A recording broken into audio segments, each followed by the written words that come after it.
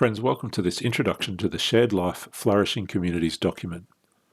Over the next few minutes, I'm going to introduce the document, the process that led to it, and the place we hope it can play in shaping the future of the Uniting Church in Queensland. My name is Scott Guide and I'm part of the Synod Strategic Mission team. Shared Life Flourishing Communities is an outcome of Project Plenty. It's a draft document describing the mission priorities and directions that we've discerned together over the life of this project. We're still working to finalise the document before it will be considered at the 35th Synod this coming October. There are a couple of underpinning philosophies to the work of Project Plenty. The first is the notion of blessing and generosity toward our community. That's where we began Project Plenty, and it's the core message I hope continues as we move from research and planning to execution in the months and years ahead. That's where the name Plenty came from in the first place. The second is the notion that we are one church together and that we want to think about all the implications of being one church, of constantly uniting. Now, this notion, of course, isn't new. There have been much work and many initiatives to encourage our shared sense of identity. And that leads to a third philosophy, that Project Plenty is not a clean sheet of paper exercise. We're asking big, important questions about our future, but we're also paying close attention to the context, to the existing commitments and discernments that we've made as a church in recent years. The commitment to living our life as one church together, for example, is one of those important pre-existing discernments you'll recognise right through this document. Now, this is a Uniting Church document, so reflecting on and allowing ourselves to be influenced by the basis of union is important. As you read, I want to encourage you to notice with me that almost every element of shared life, flourishing communities is found right here in this third paragraph from the basis. Discipleship, transforming communities, a body together, shaped for its mission. It's all there. We are the Uniting Church, and our basis of union describes what we believe that to mean in wonderful ways. If you've never before read the basis in all its entirety, Google Uniting Church Basis of Union. Download a copy and dive on in. Let me introduce this timeline graphic.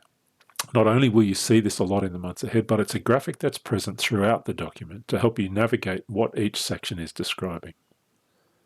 You might recall that the work of Project Plenty began at the 34th Synod in May 2019, as we took on a time of listening and discerning together through a series of workshops and conversations and reflections. Toward the end of last year, the project team began the hard work of analysis of all the data we'd gathered over that first period. In 2020, our work shifted to working through that analysis to identify the mission and priorities and direction embedded in all of our conversations and reflection. Right now, as we enter the third quarter of 2020, we're coming to share the fruit of that work with you. This draft document in front of you, it's tentative. It's what we think all of our conversations lead us to, what we think the Spirit is calling us to. But we want to co-create with you, to check that we've heard and understood well. Once we've gathered up feedback over the June-July period, we'll fine-tune the document and the attendant process, and we'll bring that to the 35th Synod in October. After that, the real work starts, of bringing all that's been discerned to life. So let's dive a little more deeply into the contents of the document itself. It's broken up into three main parts. The first, which we'll skip through pretty quickly in this introduction, essentially reminds us of the story of the last 12 months, what we've heard, how we've tested or validated, what's been the shared journey to date. The second builds the set of mission, priorities, and commitments, from an overarching 2025 vision or ambition through a set of 4 priority areas to a group of 11 commitments or initiatives that we think will help drive us toward that vision. This is the core of the report. And finally, the report reiterates the invitation to you, to the church, to continue to work to co-create the final outcomes we'll consider in October. I hope you're watching this video because you're ready to play your part. This image outlines the big blocks of the process we've used to date. So over the last 12 months, we've listened carefully as we can and to as many people as we can. We've run public forums, visited meetings all over the life of the church, and welcomed individual and group contributions. Let me pick just a couple of numbers out of this infographic, highlighting engagement along the way. 54 times we've run meetings, hosted workshops, or visited groups in the life of the church to help reflect on the core question of Project Plenty. What is the Spirit calling us to? 2,039 notes and comments we've collected along the way, and 656 actionable ideas or suggestions. Every time someone's offered an idea, we've written it down. All of those meetings and conversations, each of those comments, every one of those ideas have contributed in some way to shared life, flourishing communities. While that was happening, we've also been analysing the external environment, the context in which our church lives and works. We've looked at hard data from census, we've analysed social and political and cultural trends, and we've checked that analysis with different groups along the way.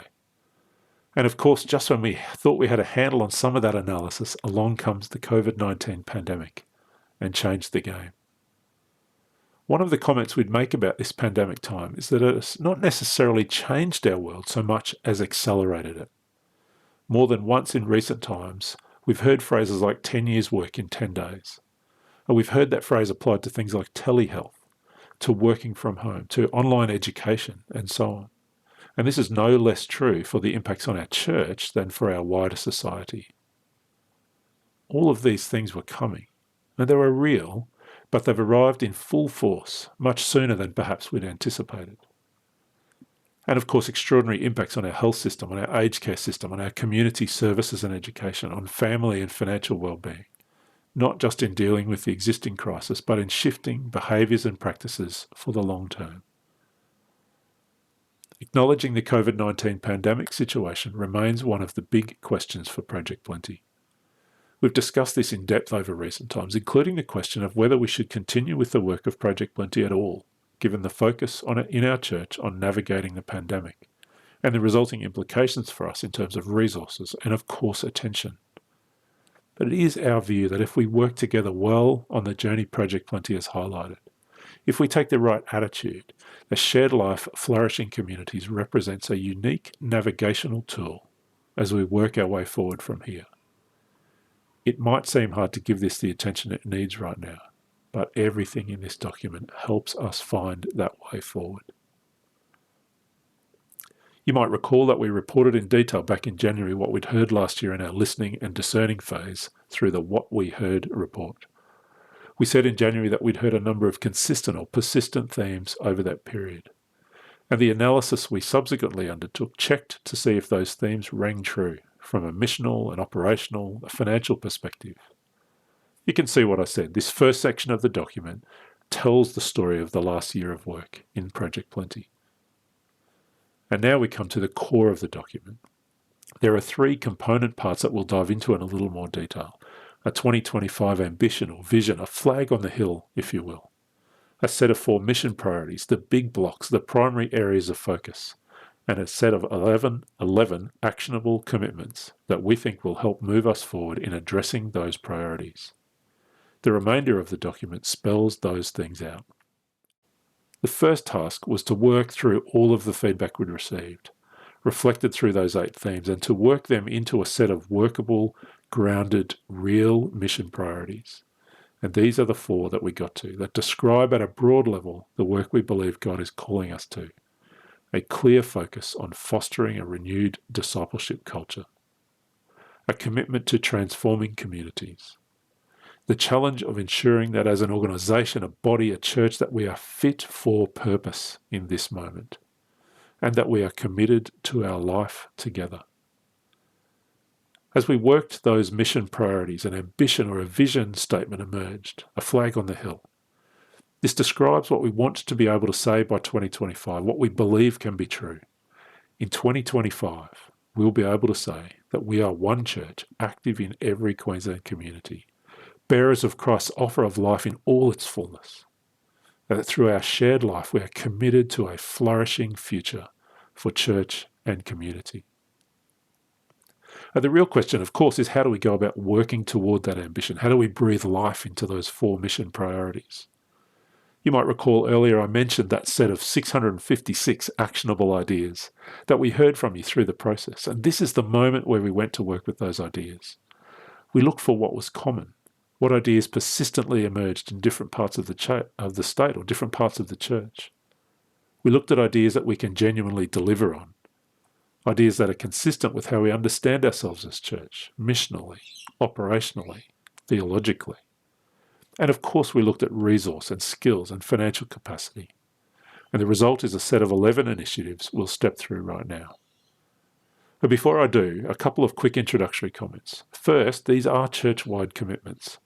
They're things that all of us can contribute to in some way, right across the church. Each of them also has a particular focus or locus. Second, they're descriptive and not prescriptive. That is to say that, of course, in different parts of the church, in a local congregation or a school or an agency, there are and will be other initiatives that are important to you. And nothing in this process is about telling you what you can or can't do. Consider this instead first a reflection of what we've heard you in the church saying is important. Second, an invitation to collaborate with other parts of the church. And third, a kind of a sense check for your own local discernment and direction. So let's dive into these commitments. And in this introduction, I'll talk about them in groups that relate to the 4 mission priorities. I do want to note, though, that the 11 initiatives we'll encounter are interdependent. They relate to and contribute to one another and to multiple mission priorities. All right, let's go. Discipleship has been perhaps the most persistent theme throughout all of Project Plenty, and the first 3 commitments are particularly oriented around this theme. First, a commitment to a refreshed discipleship culture and all that this entails. Evangelism, learning, living, through modelling and teaching and equipping and encouraging. Now, we might not all agree on the exact form of words we'd use to describe and define discipleship, but I think we can agree that the essence of it is to learn to follow Jesus more closely, through invitation, through decision, through learning, and through living. We're invited, encouraged, in fact asked by our church to take this seriously. The second commitment or initiative is to pursue innovation in church and mission models and practices, and to do so paying attention to a constantly changing world. Now, there's been work done in this area already, of course there has. And remember, this is not a clean sheet of paper exercise. But this commitment reminds us that we are not done yet. In fact, if we pay attention to a constantly changing world, and as our own basis of union reminds us, we'll never be done with this commitment to being a people on the way, always finding the new. Thirdly, with respect to discipleship, a commitment to nurture young people, their faith, their practices in serving God, their leadership development for church and world. And the focus here is important. We're not only talking about recruiting young people to our increasingly ageing church, but equipping young people for the mission of God, for their part in it, in the life of the world. The second set of initiatives deal more particularly with the priority of transforming communities, and doing so by being active partners. This can be every bit as true at local level as it can be in the context of the large agencies of the church. And again, these commitments are not necessarily new to Project Plenty, but we're seeing here a clear focus. The first is an invitation to us to put all that we have and all that we are into supporting our community. In the first instance, we're encouraging this to be oriented toward mental health, to bringing all the expertise and all the reach, but also all the love and all the relationships one-to-one in local communities, to bring all of this to contribute to our communities in this area. The model that we develop in addressing mental health won't only be limited to that area. We can use the model to respond in other areas as well: domestic and family violence, grief and loss, poverty, and so on. Secondly, we continue to name and hold our covenantal relationship with First Peoples up for the church. Again, this naming is not new. This prioritising is not new, but it remains vital for all of us. It remains true that we are not yet able to say we have this right. We have work to continue here. Thirdly, a commitment to paying attention to creation, to the environment in which we live, and to both our theology and our footprint. There are real actions that we can take that will make a difference. There is advocacy. There are passionate young people who want to bring faith and environmental sustainability into dialogue. This is an ongoing challenge for all of us, and we believe it's to remain on the agenda for our church. The third set of initiatives relate particularly to the priority of being fit for purpose. These relate, for example, to our governance models, the way we approach service delivery, the way physical and other assets are shaped and used to support the mission priorities of our church. We've heard clear questions about efficiency and effectiveness of our life in this area. The first initiative here calls us to review the systems and structures of our church to ensure that we are agile and flexible and paying attention to the contemporary world in which we live and mission, and importantly to the ways our life is shaped to enhance rather than inhibit local mission. The second calls us to pursue operational efficiencies across the church to ensure we're getting all we can from the resources at our disposal. Some of this work will be oriented around back office efficiencies in larger organisations of the church, but it can also help shape local partnerships as well. The third is to pay really careful attention to our missional presence across Queensland, to look carefully at health and vitality, to notice new opportunities, and to have our church ready and able to respond. Now, this work again is not new, but it builds on work already underway in recent years. Fourthly, we're naming the continued importance of working on developing leadership capacity. Leadership that reflects who we are, leadership that builds on the discipleship journey, leadership that honours our identity and our heritage.